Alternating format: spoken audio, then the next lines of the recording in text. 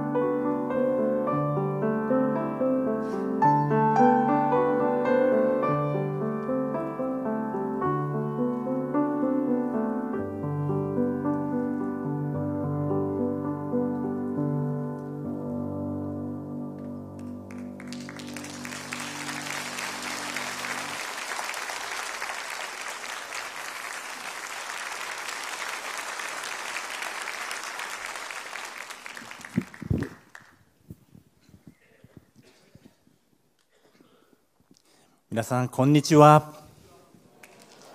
はじめまして。私の名前はヒデオコボリと申します。どうぞよろしくお願いいたします。日本語わかりますか？はい、ありがとうございます。여러분 안녕하세요. 반갑습니다. 저희 이름은 히데오 코보리라고 합니다. 친구 여러분을, 한국에 사랑하는 가족 여러분을 진심으로 사랑합니다. 그 목사님께서 저를 소개해 주신 것처럼 저는 일본 사람입니다. 일본에서 한국 일정 때문에 왔습니다. 특별히 어제는 좋은 시간 함께 저도 참석하게 해주셔서 정말 감사합니다. 저는 일본 교토에 삽니다. 교토 어딘지 아시죠? 아주 이쁜 그 동네입니다. 일본 여행 가실 분은 꼭 교토 오셔야 합니다. 그 교토에 있는 저 한인교회에서 집사로서 섬기면서 세계의 음악 선교 활동을 하고 있습니다. 어느 아침 특별한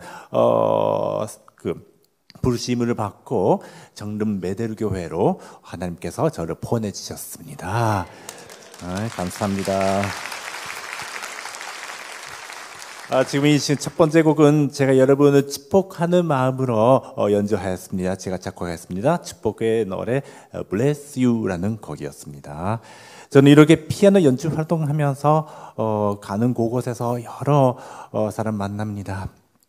이런 곳에서 꼭 여러분과 함께 나누고 싶은 저희 신앙의 스토리가 여러 있습니다. 오늘 시간 관계상 다 나눌 수 없는데 조금만 말씀드리고자 합니다. 피아노 연주는 물론 사람들 앞에 나서서 연주함, 그리고 그 연주회 때문에 집에서 사무실에서 열심히 준비하고 연습하는 것, 그것은 저희 직업입니다. 그러나 어느 날 갑자기 이 피아노 연주하는 것을 못하게 된 그런 힘든 이 시절이 있었습니다. 제가 일본에서 음대음악대학교 피아노 전공생이었습니다만 그 3학년의 가을의 어느 날 저는 교통사고를 당하여 오토바이 타고요. 왼손 손목을 크게 다쳤습니다. 광절에 그 뼈가 완전히 풀려서요. 의사의 말씀 들었으면 이 부분을 다치면 다시 회복할 가능성 아주 낮다. 피아노는 도저히 칠 수 없을 거다. 아니 일상생활에게도 여러 어려운 영향이 있을 것이다 하고 진단 결과를 받았습니다. 인간적으로 생각하면 절망이죠. 지금까지 그때까지 해왔던 노력 다 포기해야 하게. 그때는 물론 저는 예수 그리스도를 자기 구세주로 믿었습니다. 하나님께서 하실 기적을 믿는 사람이었습니다만 움직이지 않는 손을 보고 이 현실 그대로를 받을 수밖에 없었습니다. 그러나 어느 날 매일매일 읽는 책을 펴서 이런 말씀이 왔어요. 요한복음서 14장 1절 말씀. 너희는 마음에 근심하지 말라. 하나님을 믿으니 더 나를 믿으라고. 예수님의 말씀. 내가 너희에게 주는 평안은 이 세상 것과 똑같지 아니하리라고. 이것을 듣고 뭔가 제가 착하게 믿었으니까 좋은 일이 생긴다 아니고요. 제가 뭐 이유 없이 지금 이때라 하나님께서 놀라운 일을 해주시면 이 확신이 생겨왔습니다. 그리고 어느 날 더 병원에 가서 검사를 했는데 손목에 풀렸던 의사가 이제 안 된다고 했던 이 부분이 조금 더 벗어나지 않고 완벽하게 완전하게 붙었었습니다.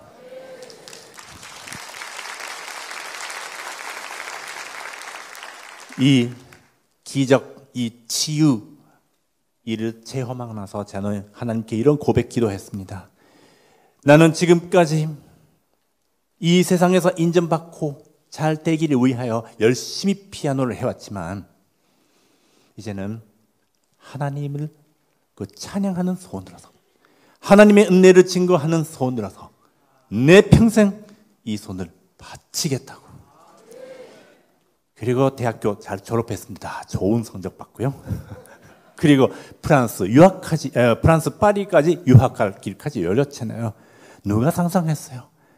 그리고 한국에서도 좋은 친구 만나고 이렇게 베델 교회도 오게 됐고 한국에서도 앨범 내게 됐고 한국에서 제일 사랑받는 남자, 일본 남자가 됐잖아요. 자칭이지만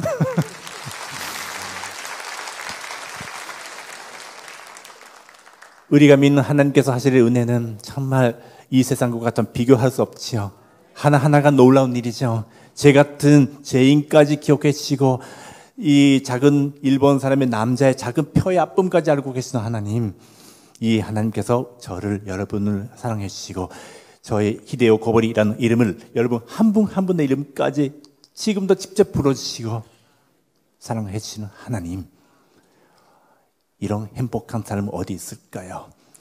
자, 마지막 곡입니다. 저희 제가 작곡했습니다. 인트로덕션이라는 전주 곡으로 이어서 역시 은혜를 나누고 싶어서 Amazing Grace, 여러분 잘 아시죠? 피아노 특별 편곡의 버전으로 여러분에게 들려드리고자 합니다. 감사합니다. 아리가또 고자이마스.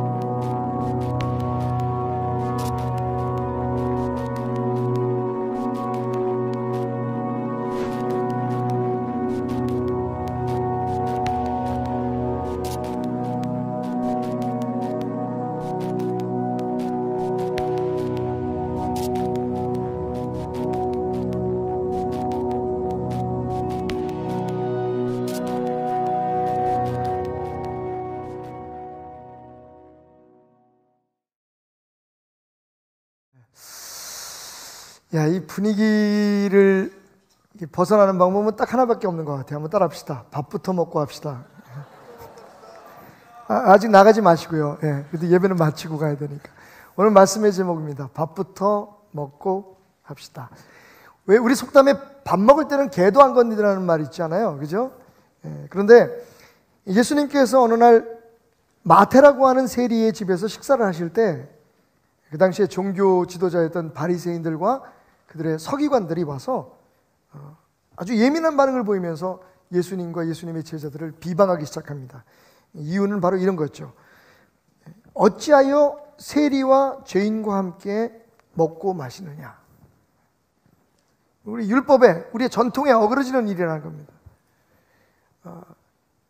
예수님 그 당시에 인싸였습니다. 그죠? 모든 사람들 중에 가장 인기가 있었던 사람이었어요. 그런데 그 예수라는 랍비가 유대인의 전통과 율법을 가르쳐야 할 그 사람이, 하나님의 말씀을 가르쳐야 될 사람이 완전히 율법을 어기고 유대인의 전통을 부수고 파격적인 행동을 연달아 행하는 겁니다. 다름이 아니고 그 당시에 미슈나에 의하면 짐승과 비교될 만한 사람들이죠. 바로 세리라는 종족입니다.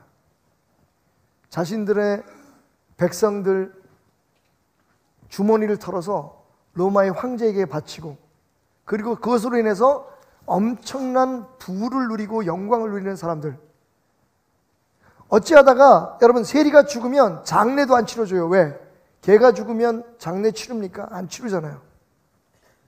그렇게 사회적으로 종교적으로 완벽하게 죄인으로 몰렸던 사람들, 그리고 그와 동급의 죄인들, 예수님이 그들과 식사를 하는 겁니다. 일부러 찾아왔어요. 참 이럴 때는 이분들 열심히세요. 일부러 찾아와서 그런 예수님과 제자들을 비방하기 시작합니다. 어떻게 세리와 죄인들과 밥을 먹을 수 있느냐. 여러분, 그때 예수님께서 하신 말씀이 성경에 이렇게 기록되어 있습니다. 바리새인과 그들의 서기관들이 그 제자들을 비방하여 이르되 너희가 어찌하여 세리와 죄인과 함께 먹고 마시느냐. 예수께서 대답하여 이르시되 건강한 자에게는 의사가 쓸데없고 병든 자에게라야 쓸데있나니 내가 의인을 부르러 온 것이 아니요 죄인을 불러 회개시키러 왔노라. 여러분, 이 얘기를 들었을 때 바리새인들과 서기관들이 어땠을까요? 난 히데오고 우리 집사님이 간증하고 나니까 자꾸만 그 혓바닥이 자꾸만 꼬이문이다. 할렐루야. 예. 아니 할렐루야 아니야. 할렐루야. 예. 죄송합니다. 내가 한국말 이렇게 못하지 않는데 자꾸만 여가 하나님 은혜인 것 같아요.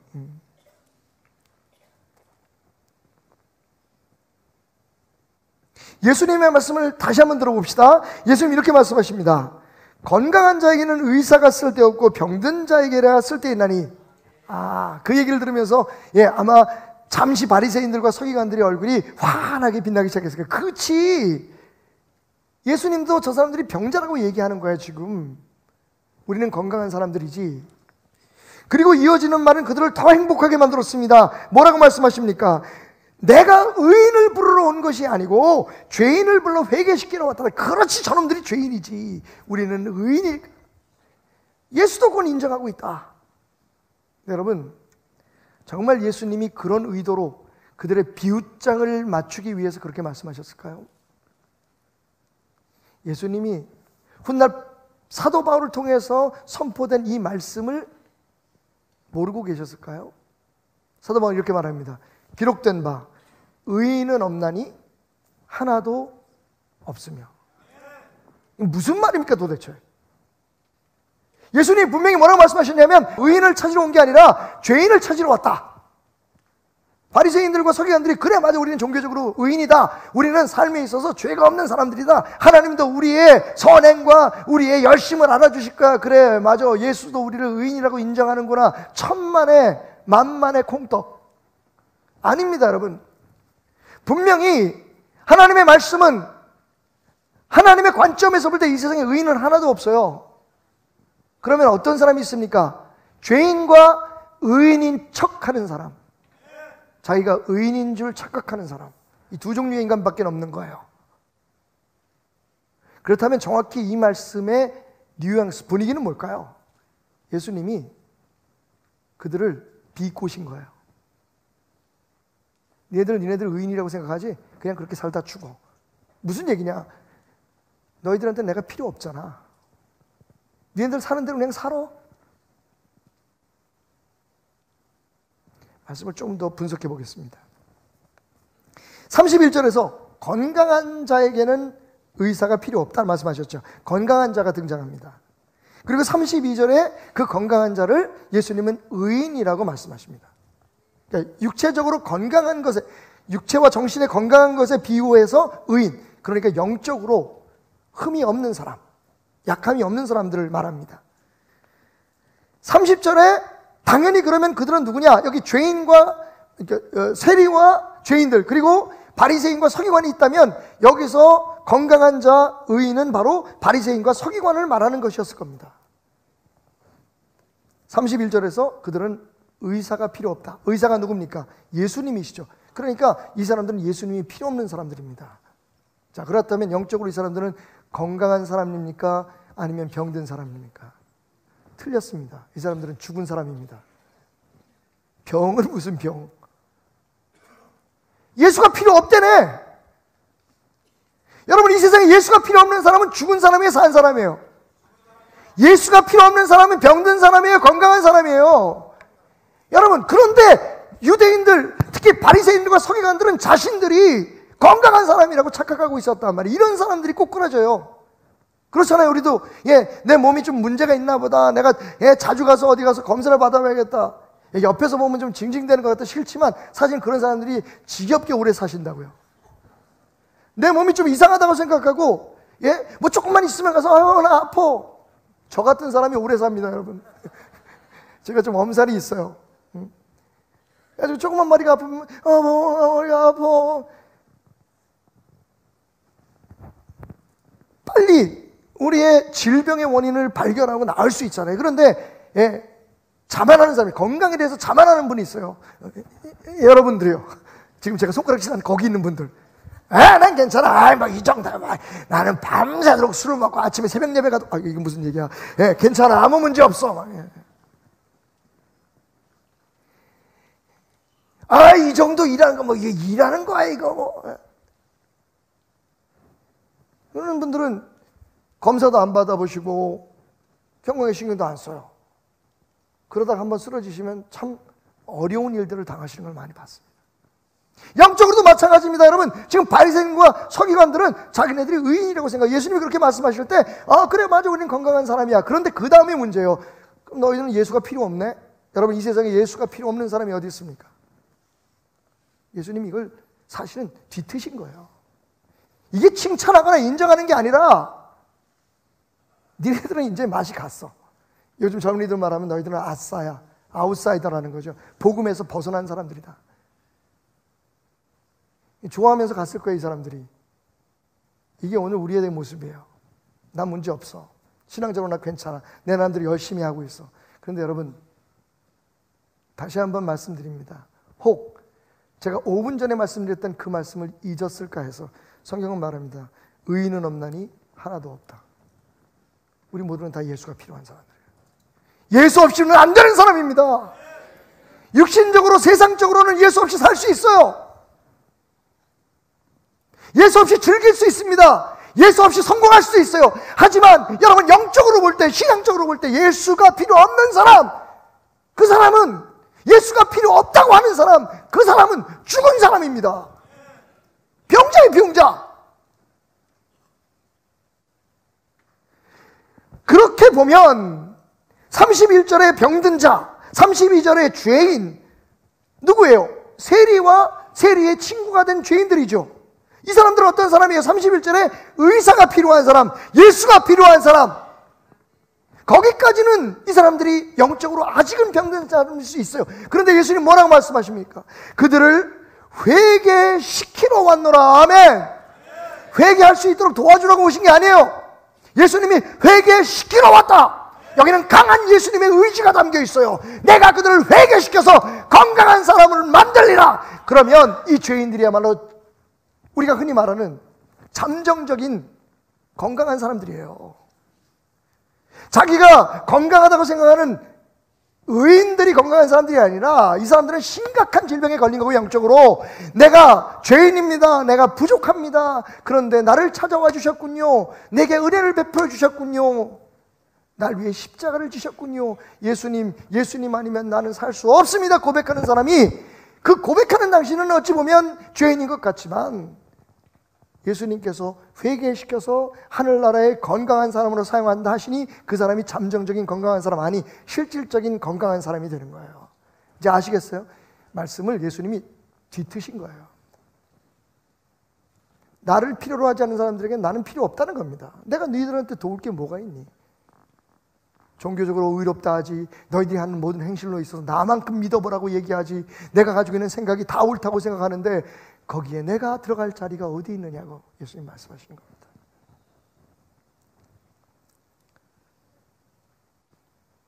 사도 바울의 말을 이어서 들어볼까요? 곧 예수 그리스도를 믿음으로 말미암아 모든 믿는 자에게 미치는 하나님의 의인이 차별이 없느니라. 모든 사람이 죄를 범하였음에 하나님의 영광이 이르지 못하더니 그리스도 예수 안에 있는 속량으로 말미암아 하나님의 은혜로 값없이, 이건 아멘 하셔야 돼요. 공짜래니까. 값없이 의롭다 하심을 얻은 자가 되었도다. 할렐루야.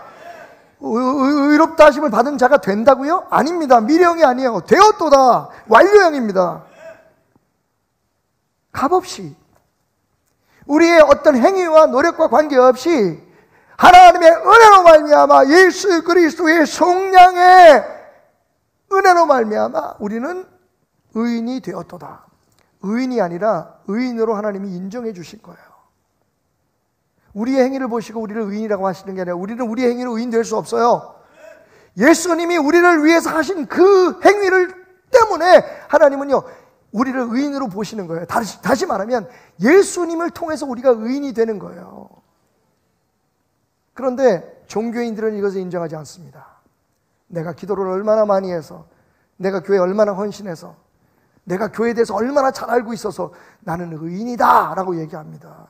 여러분, 우리의 행위로 아무리 열심히 아무리 큰 희생을 해도 우리 스스로의 노력으로 의인 될 수 있는 사람 이 세상에 하나도 없다는 게 하나님의 말씀이에요.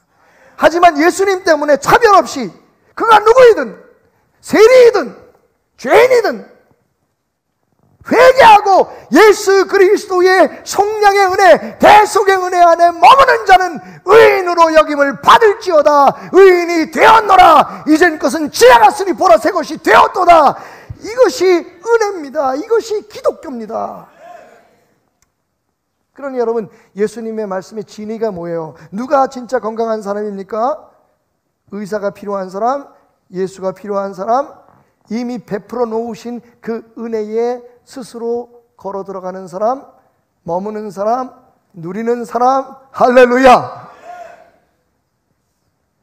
인간의 눈으로 보면 세리가 도둑놈이고 세리와 함께하는 사람들이 다 나쁜 사람들인 것처럼 보이지만 그들의 행위와 그들의 직업과 그들의 행한 과거의 어떤 행실과 관계없이 하나님 베풀어 주신 십자가의 은혜 안에 들어오는 모든 사람들은 건강한 자다.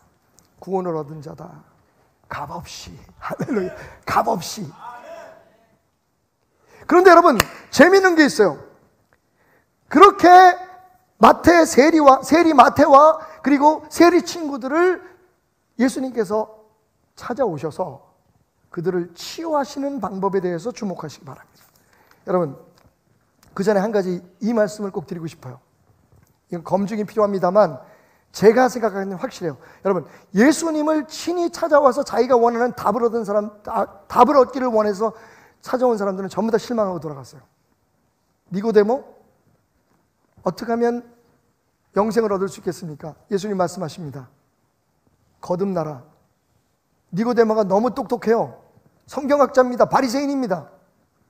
예수님께 반문합니다. 아니, 사람이 한번 태어나는데 어떻게 다시 엄마 뱃속에 들어갔다가 태어납니까? 예수님의 말씀을 있는 그대로 수용하지 못하죠. 두 번째 사람은 더 심각합니다. 이 사람은 부자에다가 관원이에요. 예수님한테 찾아가서 이렇게 묻습니다. 어떻게 해야 하나님 나라를 유업으로 얻을 수 있습니까? 비슷한 질문이에요. 그죠? 예수님께서 말씀하십니다. 모든 율법을 네가 아니 그걸 지켜라. 다 지켰습니다. 그러면 네 가진 것을 다 팔아서 불쌍한 사람을 도와주고 너는 나를 따라라. 그 청년이요, 미친 거 아니야? 그냥 갑니다. 그러니까 예수님을 스스로 찾아온 사람들은 거의 다 실망하고 돌아가요. 예수님을 찾아올 사람들은 대부분 어떤 사람들이냐? 자기 안에 자기가 있어요. 답을 가지고 있는 사람입니다. 그런데 여러분, 정말 성경 안에서 변화받고 회복되고 과거의 삶에서 완벽하게 벗어나서 새로운 삶을 산 사람들을 보면 여러분, 놀랍게도 그들이 예수님을 찾아와서 회개한 사람들이 아니라 예수님이 가서 회개시킨 사람들이에요. 예를 들어 볼까요? 우물가의 여인. 우물가의 여인이 예수님 앞에 내 삶 바꾸기를 원합니다. 눈물을 흘리면서 찾아왔나요? 아닙니다. 예수님이 찾아가서 기다리고 계셨어요. 여러분 잘 아시는 세리 삭개오. 삭개오가 예수님을 찾아갔습니까? 아니면 오신 예수님이 삭개오를 부르셨습니까?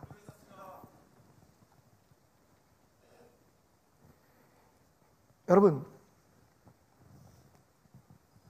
이제 여러분을 향한 질문으로 바꿔서 묻습니다. 오늘 여러분들이 여기 오셨습니까? 아니면 하나님이 먼저 와서 여러분을 기다리고 계셨습니까?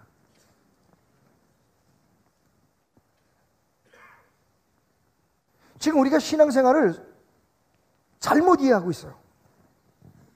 내가 어떻게 열심히 해서 더 하나님의 사랑을 받아볼까? 내가 어떻게 더 열심히 노력해서 내 노력으로 하나님의 사랑을 받아볼까? 여러분, 분명히 말씀드리지만, 제가 요즘 계속해서 반복적으로 말씀드리지만, 여러분이 받아들이든 받아들이지 않든 이건 진리입니다. 여러분이 아무리 더 노력하고 애써도 하나님의 사랑이 더 커지거나 작아지지 않습니다. 성경은 분명히 말합니다. 우리가 하나님을 사랑한 것이 아니라 하나님이 우리를 먼저 사랑했다고. 사실은 우리는 우리가 찾아온 것 같은데, 우리가 회개한 것 같은데, 이미 하나님께서 우리에게 온전한 용서를 베풀어 주시고, 할렐루야, 십자가의 제단 위에서 우리의 모든 죄를 사하시고 그 은혜로 우리를 초청하신 거예요. 그러니까 우리의 신앙생활은 그 은혜에 반응하고 그 은혜에 걸어 들어가는 겁니다. 그런데 많은 사람들이 바리새인처럼 생각해요. 그래서 저는 이 사람들은 뭐라고 표현하냐면, 이 시대에 예수 믿는 바리새인이라고 얘기해요. 예수를 믿는데 바리새인식으로 믿어요. 율법주의로 믿습니다. 뭘 하지 않으면 견딜 수가 없어요. 더 많이 해야 돼요. 더 열심히 해야 돼요. 그래야만 뭔가 하나님이 나한테 더 잘해줄 것 같고 용서할 것 같고. 여러분, 하나님이 나를 사랑한다고 느끼지 않을 때 라고 하는 책의 저자인 김상권 목사는 이렇게 말합니다. 진정한 회복은 죄 용서를 구하는 것이 아니라 이미 십자가에서 선포된 용서의 잔치에 참여하는 것이다. 아멘. 여러분, 예수님께서 죄인들을 어떻게 치유하십니까? 말씀 가르치세요? 기도원을 끌고 올라가셔서 안수하십니까? 아닙니다. 여러분, 이 순서는 정확히 알아야 돼요. 기도하는 것 중요하고 신앙생활하는 것 중요하지만, 여러분, 그것 때문에 예수님이 우리를 용서해 주시는 거 아니에요. 우리 복 주시는 거 아닙니다. 어떻게 했나요? 오늘 말씀의 제목이에요. 얘들아, 밥부터 먹자. 기가 막힌 게, 여러분 깜짝 놀라셨어요. 그죠? 아니면 말고. 저는 진짜 깜짝 놀랐어요. 예수님이 죄인들 만나셔가지고요, 일부러 찾아가시고 욕으로 얻어먹고, 오늘 이 상황도 마찬가지예요. 분명히 바리새인들과 그 당시에 예수님을 죽이려고 노리던 많은 사람들이 예수님에게 공격을 하고 공격의 빌미를 제공한다는 걸 알면서도 예수님은 세리하고 밥을 먹으셨어요.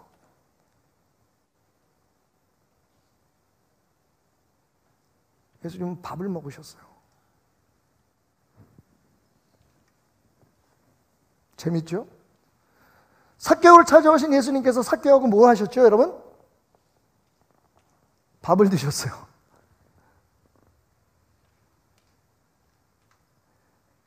예수님을 버리고 부인했던 제자들, 그 중에서도 대표적으로 진짜 창피한 사람이 하나 있죠.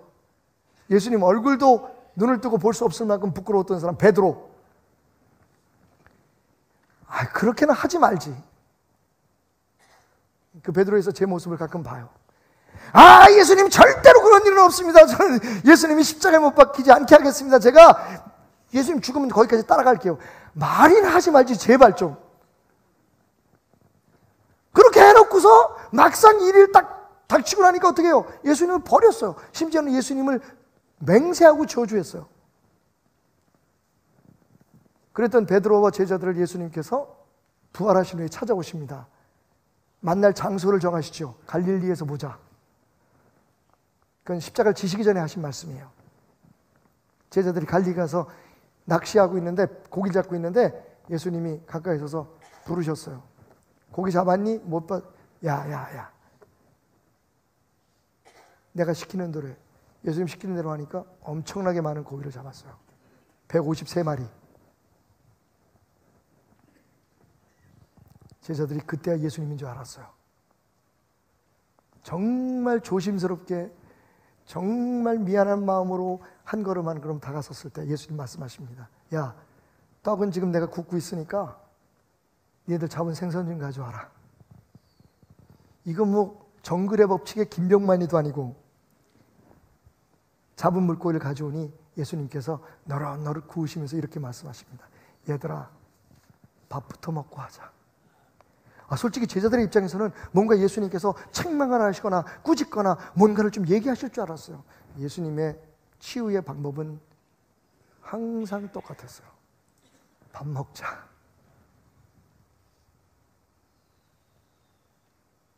그럼 듣고 계시죠 지금? 아까 히데오 코보리 집사님이 피아노 칠 때하고 제가 설교할 때하고 분위기가 똑같아. 그만큼 양쪽에다 은혜를 받는다는 말씀이겠죠. 여러분, 진짜 우리가 생각하는 종교가 아니에요. 예수님이 정말 원하시는 건 그분과 함께 먹고 마시고 예수님과 함께 생활하는 거예요. 어떤 특정한 어떤 종교적인 행위와 어떤 날을 정해서 우리가 무슨 난리를 피는 게 아니라, 세상에서 막 내 마음대로 살다가 예수와 상관없이 살다가 나 예수님 필요 없어. 나는 내가 사업도 잘하고 나는 세상에서 윤리적으로 도덕적으로 문제가 없고 나는 모든 데 답을 알고 있고 이렇게 살다가 교회 와가지고 아이고 주님 나 좀 도와주세요. 그 신앙이 기독교 신앙이 아니라는 거예요. 예수님은 우리하고 먹고 마시길 원해요. 안 믿어지십니까?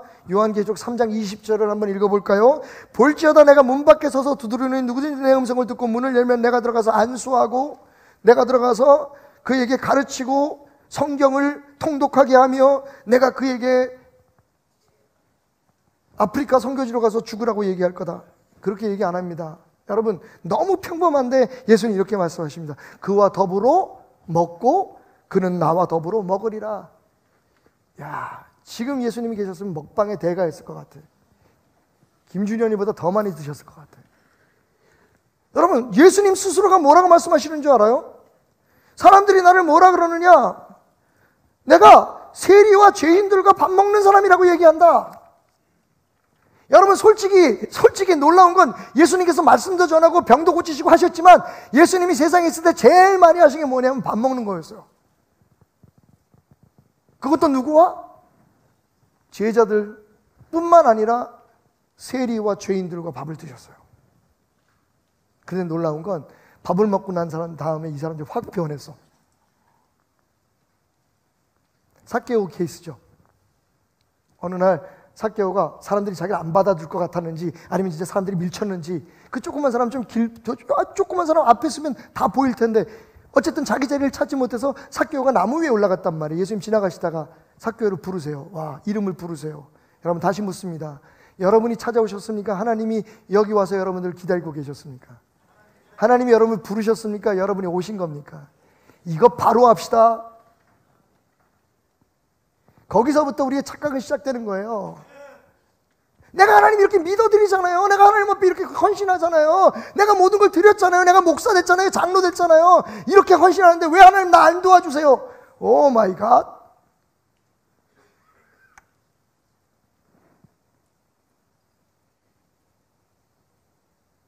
하나님, 아까 저는 히데코보리 집사님 간증할 때 되게 은혜스러웠어요. 내가 누군데 여러분 여기서 한 사람 한 사람을 통해서 내 이름을 부르게 하시냐고. 삭개오가 예수님 앞에 면담 신청한 거 아니에요. 누가 정보 준 거 아니에요. 예수님 이미 알고 계셨어요. 왜? 이미 예수님은 삭개오를 사랑하고 계셨고 그의 죄를 용서하셨기 때문이에요. 말씀하시면 삭개오야 내려와라. 내가 오늘 너희 집에 유해하리라. 여러분 기가 막히죠? 그가 죄인이라면 예수님이 함께 하실 수 없어요. 그런데 이미 예수님의 마음속에 그 사랑의 은혜 가운데 삭개오는 죄인이 아닌 거예요. 삭개오가 득달같이 뛰어내려와서 예수님을 모시고 집에 들어갑니다. 사람들이 수군거리기 시작하죠. 저게 죄인과 함께 똑같아요. 항상 반응이 똑같아요. 종교인들의 반응은 항상 똑같아요. 저 사람은 저게 문제고 이건 이게 문제고 요건 저게 문제고 이건 무슨 문제가 생긴다 그러면 그거 기도 안 해서 그렇지 11조 안 해서 그렇지 교회 안 나와서 그렇지. 예? 나도 좀 그렇게 겁을 먹었으면 좋겠어. 그러면 교회가 부흥할 텐데. 근데 계속 병든 자만 양성하는 거야 우리 교회가. 그러면 건강한 사람들의 교회가 되어야죠. 이미 예수님께서 하나님께서 우리의 모든 죄를 사하셨고 십자가 위에서 우리의 모든 짐을 대신 져주셨다는 것을 알고 그분이 베푸시는 잔치, 밥 한 번 먹자, 우리 밥 먹고 시작하자. 야, 이런 거 저런 거 그건 나중에 해도 돼. 지금 중요한 건 나와 동행하는 거다. 나와 함께 먹고 나와 함께 마시고 나와 함께 살고 나와 함께 일어나고 나와 함께 잠자고 나와 함께 일하고 나와 함께 걸어가고 나와 함께 예배하자. 다시 한번 외쳐봅시다. 밥부터 먹고 합시다. 보세요, 여러분. 밥 먹고 난 다음에 성경은 예수님께서 삭개오에게 그러니까 너 도둑질한 거 네 재산 반이라도 갚아. 그리고 네가 누구 걸 훔쳤다는 걸 기억나는 사람들 걸 4배로 갚아라. 여러분, 율법을 넘어서는 보상이에요. 예수님이 그렇게 말씀하셨어요. 그리고 삭개오가 아멘 했습니까? 아니면 삭개오가 먼저 얘기를 했나요? 와우.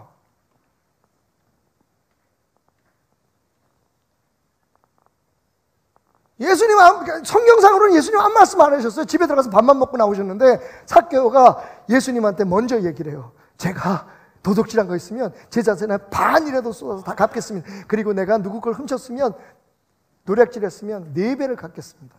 여러분 이게 신앙이에요.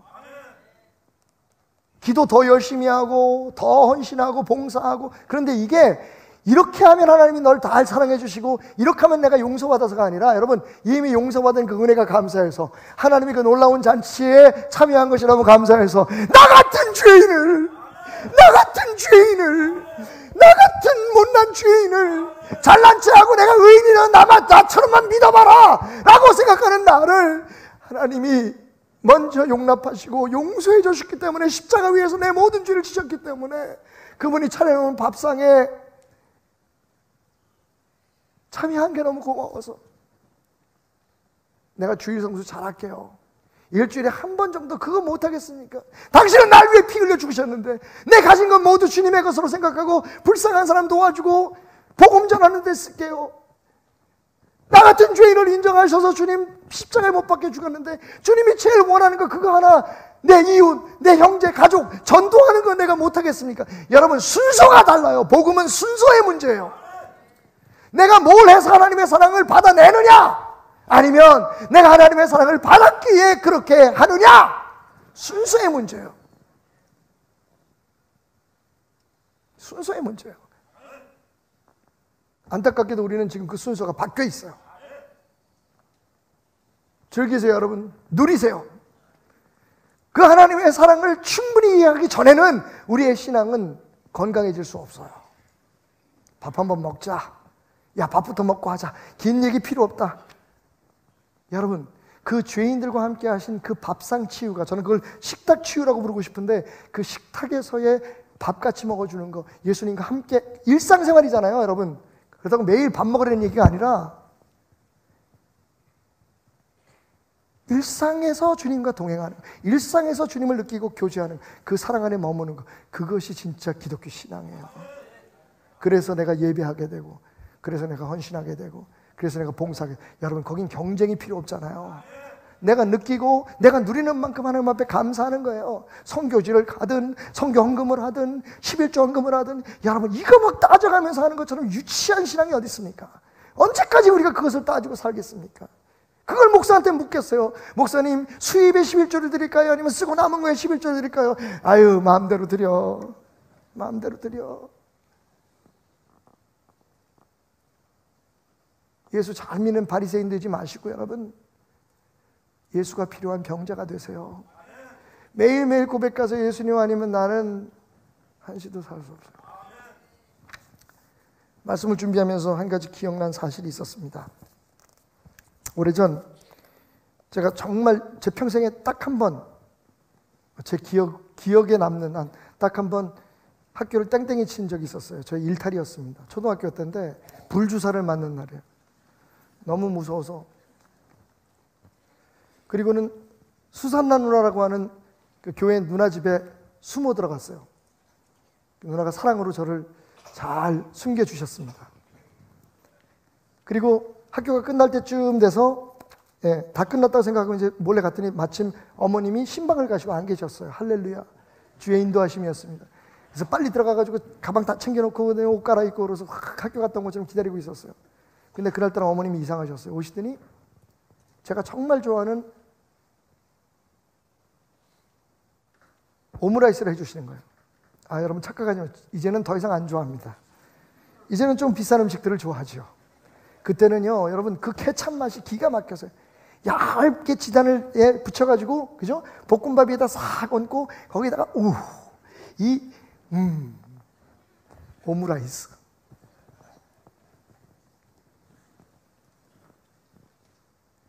속이 얼마나 긴장이 되고, 그죠? 들키면 안 되는데. 엄마가 오늘따라 왜 이렇게 잘해주시지? 밥을 다 먹고 수저를 딱 넣는 순간 어머니가 웃으시면서 말씀하셨어요. 태남아, 선생님이 전화 왔더라.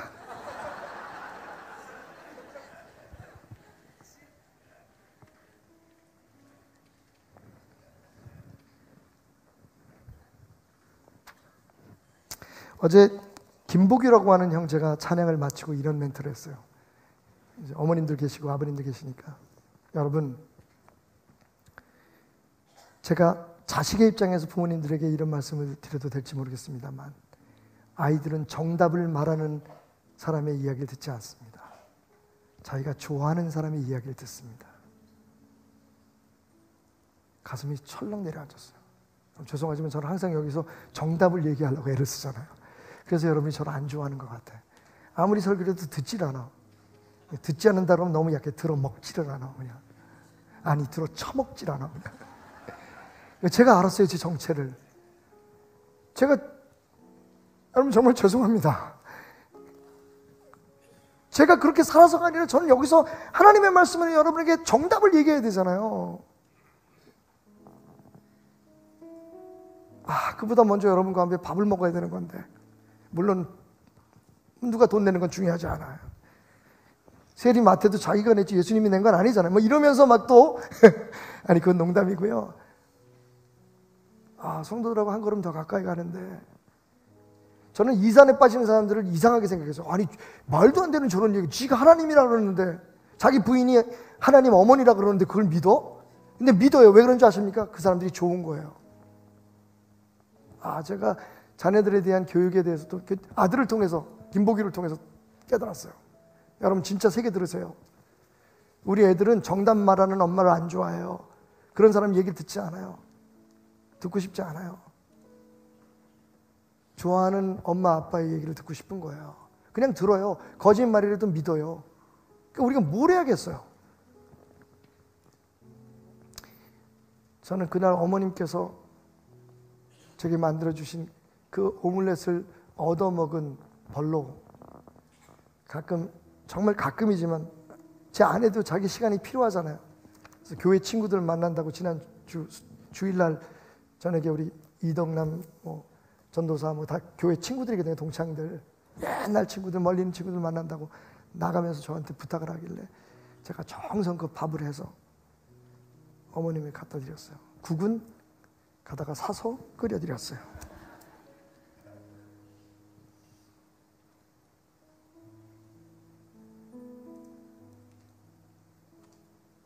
우리 어머니 재산이 탐이 나서가 아니에요.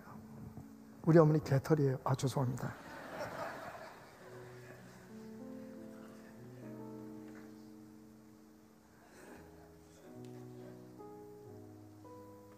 그리고 며칠 후에 그런 일이 있었어요. 제가 조금 피곤해서 늦잠을 자고 늦게 교회를 출근하고 어머니는 기도를 마치시고 오다가 엘리베이터 안에서 마주쳤어요. 어머니 저한테 깍듯하게 인사하시는 거예요. 안녕하세요. 저 깜짝 놀랐어요. 우리 어머님은 얼마나 예의가 바르신지요. 개털인데 예의가 바르세요. 들어오시면서 그러니까 제가 나가려다가 어머니가 마주쳤으니까 아이고 제가 길을 막았네요. 죄송합니다. 제가 깜짝 놀라가지고 어머니 제 머리에 스치는 생각 아이고 우리 어머니 가셨구나. 깜짝 이렇게 보시더니 아 미안해 박 목사 내가 자네 발만 봤네. 저 순간이요 가슴이 철렁 내려앉았어요. 아 우리 엄마 치매 아니야?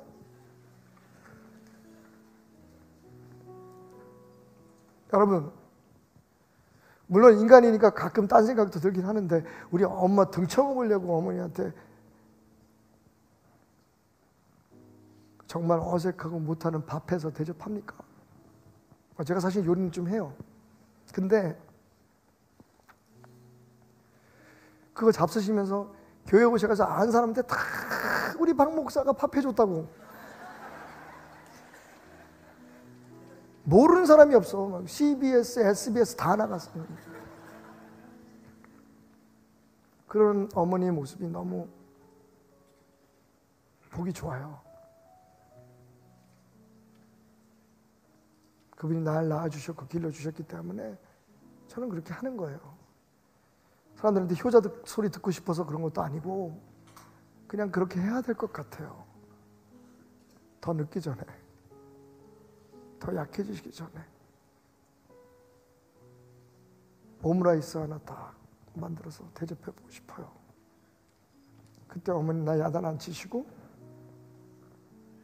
왜냐하면 어머니 마음속에 믿음이 있으셨던 거죠. 나는 그런 애가 아니야. 뭔가 이유가 있었겠지. 그때 하신 말씀 테라마 다음에 그런 일 있으면 엄마한테 얘기해. 엄마한테 얘기해.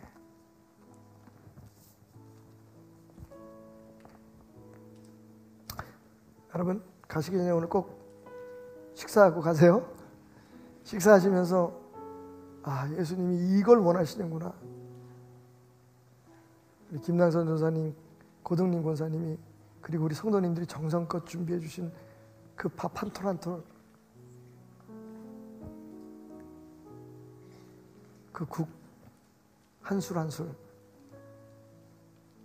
우리 주님이 우리에게 바라시는 건 그렇게 큰 게 아니에요. 내 잔치에 함께하자. 얘들아 와서 밥 먹자. 매일매일 그렇게 살았으면 좋겠어요. 너무 복잡해지지 마세요. 너무 잘 되려고 몸부림치지 마세요. 하나님 앞에 잘 보이려고 애쓸 거 없어요. 처음부터 저와 여러분이 그 모양 그 꼴인 걸 하나님은 알고 살아가셨어요.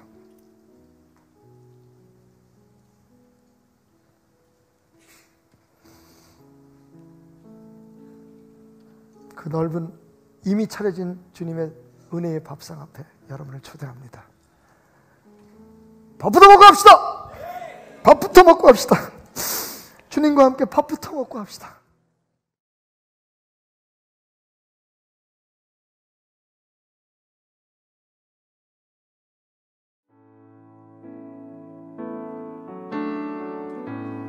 나는 찬양하리라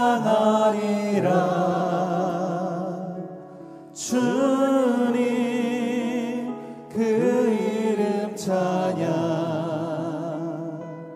예수 크신 주 이름 나 찬양하리라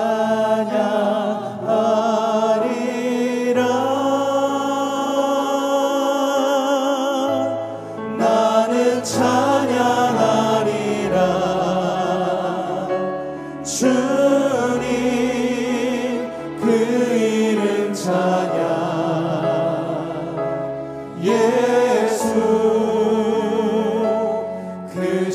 주 이름 나 찬양하리라. 나는 찬양하리라. 나는 찬양하리라.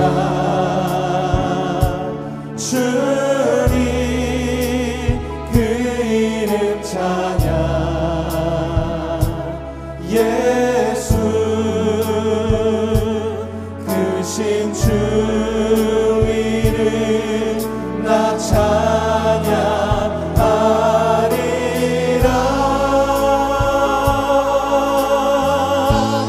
나는 찬양하리라.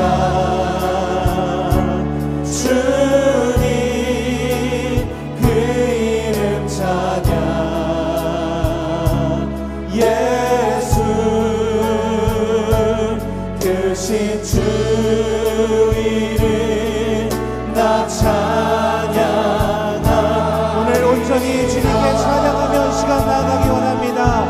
나는 찬양하리라. 나는 찬양하리라. 주님 그 이름 찬양. 예수 크신 주 이름 나 찬양하리라.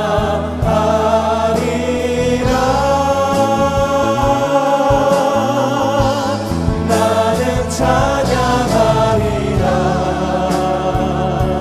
주님 그 이름 찬양. 예수 크신 주 이름 나 찬양하리. 오늘 이 시간 주님을 찬양하며 주님께 영광을 올려드립니다. 나는 영광 돌리리. 주님 영광의 이름. 예수 크신 주 이름 나 찬양하리라.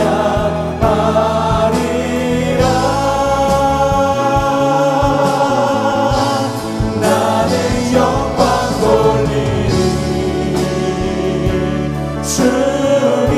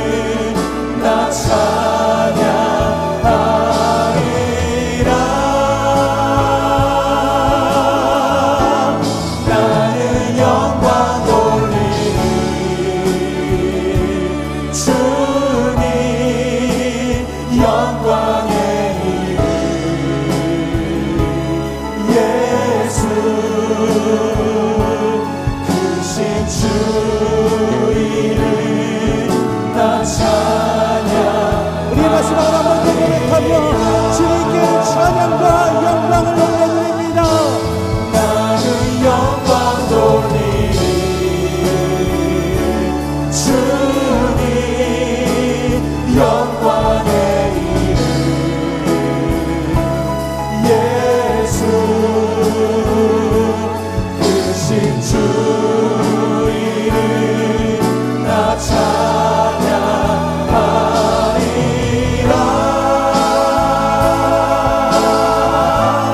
나는 영광 돌리리.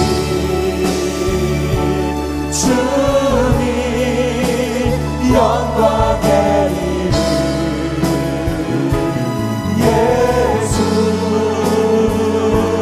크신 주 이름 나 찬양하리. 크신 주 이름 나 찬양하리라. 크신 주 이름 나 찬양하리.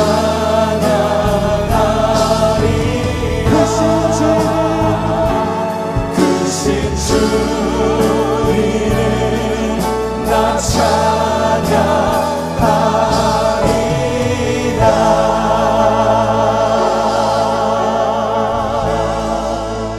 찬양하리라. 오늘도 이 시간 이곳에 인도하신 하나님, 부족하고 나약하지만 주님께 나와 예배 올려드리기 원합니다.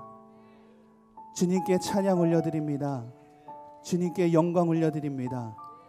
주님의 이름을 높여드립니다. 오늘도 이 시간 이곳에 함께 하셔서 나의 예배를 받아주시고 하늘의 문을 활짝 열으시사 그 열린 문을 통하여 오늘 이 시간 주님의 은혜와 축복의 담비가 가득히 부어지는 귀한 시간 되게 하여 주시옵소서. 아멘. 오직 한 분 주님만 홀로 영광 받아오시며 주님 한 분만 예배하며 높여드릴 수 있도록 하나님 우리를 사용하여 주시옵소서. 오늘도 이 시간 이곳을 주목하실 주님을 찬양하고 예배하며 예수님의 이름으로 기도했습니다. 아멘. 할렐루야. 우리 주님께 아멘. 영광의 박수로 귀한 예배의 문을 이 시간 더 엽니다. 할렐루야. 아멘.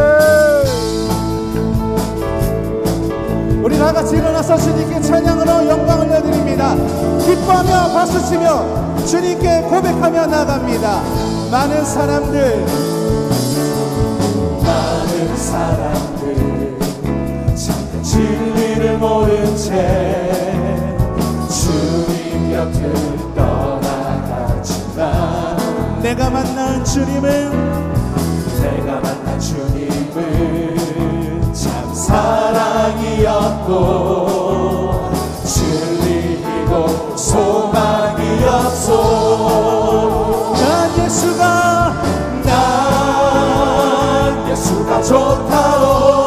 좋다오. 난 예수가 좋다오.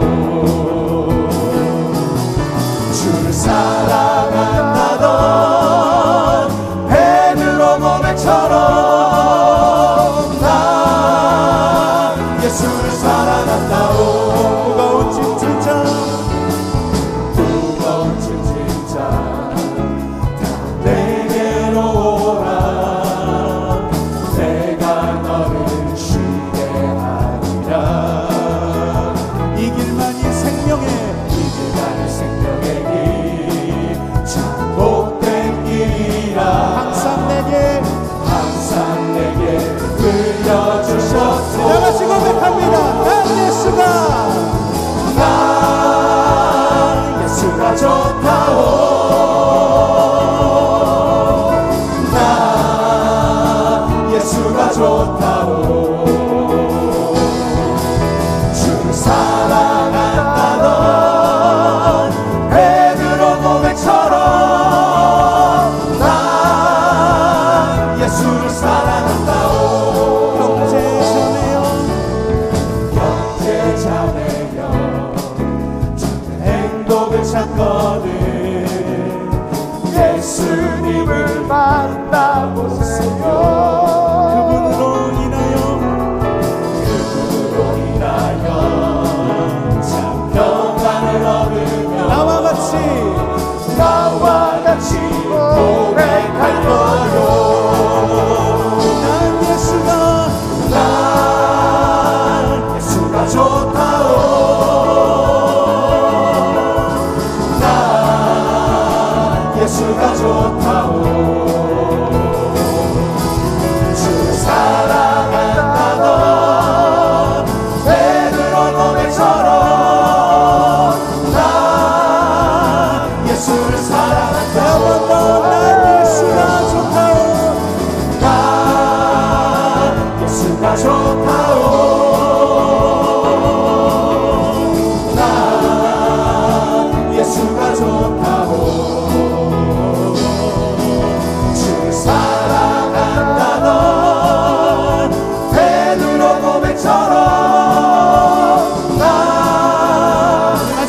번 더 고백합니다. 난 예수가 좋다오. 난 예수가 좋다오. 난 예수가 좋다오. 주를 사랑한다던 주를 사랑한다던 베드로 고백처럼 난 예수를 사랑한다. 주를 사랑한다던 베드로 고백. 주를 사랑한다던 베드로 고백처럼 난 예수를 사랑한다. 찬양함의 기쁨 찬양함의 기쁨을 감사함의 평안을 간구함의 하나님 알도록 하셨네. 찬양함의 기쁨을 감사함의 평안을 간구함의 하나님 알도록 하셨네. 나의 가장 낮은 마음 주님께서 기뻐하시고 작은 일에 큰 기쁨을 느끼게 하시는구나. 내가 지쳐 무력할 때 주님 내게 힘이 되시고 아름다운 하늘나라 내 맘에 주시는구나. 우리에게 축복하신 하나님 사랑 낮은 자를 높여주시고 아름다운 하늘나라 아름다운 하늘나라 허락하시고 내 모든 것 예비하시네. 찬양함의 기쁨을 감사함의 평안을 간구함의 하나님 알도록 하셨네. 축복하신 하나님 사랑 우리에게 축복하신 하나님 사랑 낮은 자를 높여주시고 아름다운 하늘나라 허락하시고 나의 모든 것을 내 모든 것 예비하시네. 찬양함의 기쁨을 감사함의 평안을 간구함의 하나님 알도록 하셨네. 찬양함의 기쁨 찬양함의 기쁨을 감사함의 평안을 간구함의 하나님 알도록 하셨네. 알도록 하셨네. 알도록 하셨네. 알도록 하셨네. 할렐루야. 주님을 찬양합니다.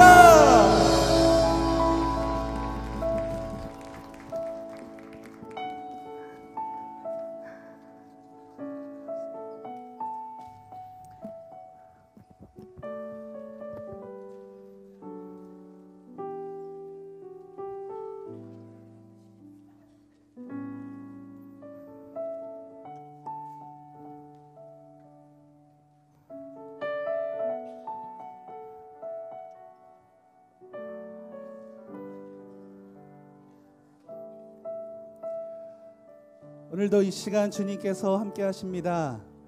오늘도 주님께서 나의 예배를 주목하시고 또한 나를 만나 주실 것입니다.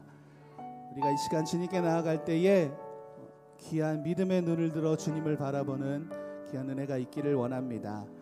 오늘도 이 시간 주님을 사랑한다고 고백하며 또한 주님께서 주신 사랑에 감사하며 이 시간 나아가길 원합니다. 귀한 믿음을 주신 하나님, 또한 그 믿음을 붙잡을 수 있도록 큰 힘을 주신 하나님, 그분께 감사하며 또한 귀한 믿음의 눈으로 주님을 바라보며 이 시간 나아가기를 소망합니다. 우리 같이 고백하며 주님께 나아가겠습니다.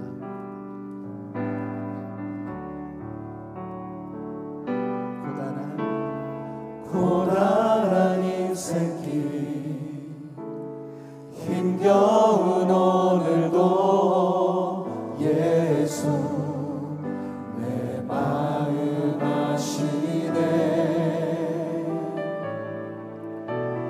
지나간 아픔도 마주할 세상도 예수 내 마음 아시네. 하루를 살아도 기쁨으로 하루를 살아도 기쁨으로 가리니 예수 늘 함께 하시네.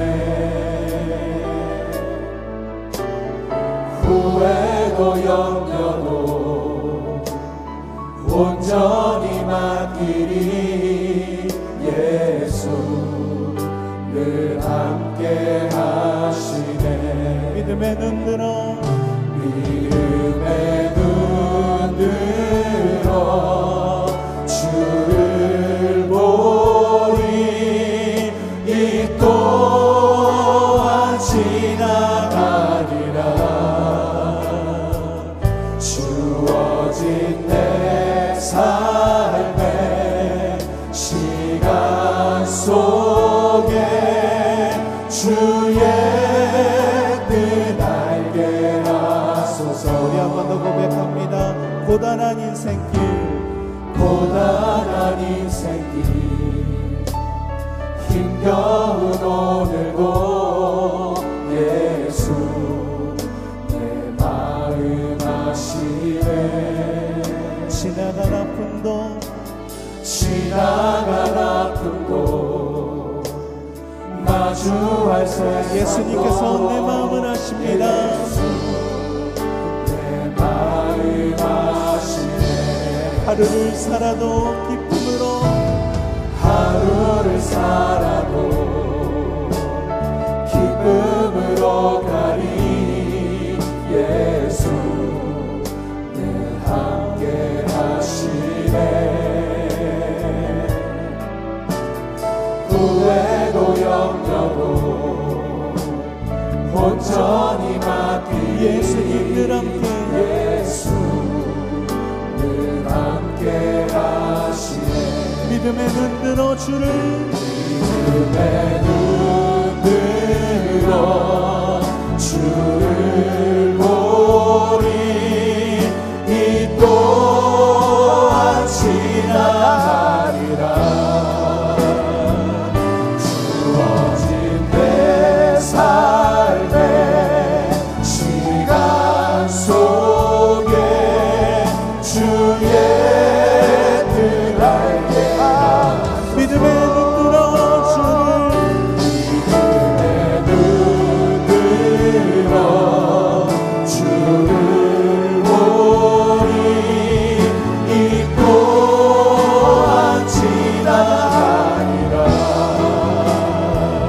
주어진 내 삶의 시간 속에 주의 뜻 정답을 목소리로 찬양합니다. 믿음의 눈 들어 믿음의 눈 들어 주를 보리. 이 또한 지나가리라. 주어진 내 삶의 시간 속에